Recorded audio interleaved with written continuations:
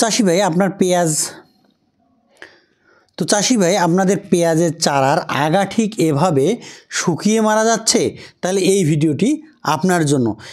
কি কারণে এই পেঁয়াজের আগা শুকিয়ে মারা যায় জানতে পারবেন এই ভিডিওতে।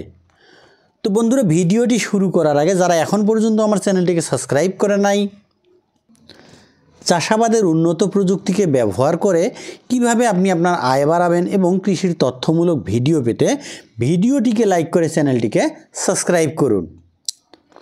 প্রথম কারণটি হচ্ছে থ্রিপসের আক্রমণ। থ্রিপস নামে অতি ক্ষুদ্র একটি ছোট পোকা এখানে রস চুষে খায়। ফলে কি হয়ে যায়, সেখান থেকে কিন্তু রস কমে যাওয়ার কারণে ফলে চারার আগা কিন্তু শুকিয়ে যায়। দ্বিতীয়ত যে কারণটি হচ্ছে তা হচ্ছে ছত্রাকের আক্রমণ।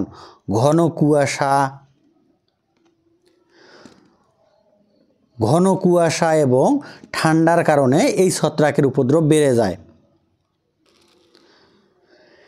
থ্রিপস হলে আসলে আপনারা কি করবেন, আপনারা ব্যবহার করতে পারেন ইমিডাক্লোপিড।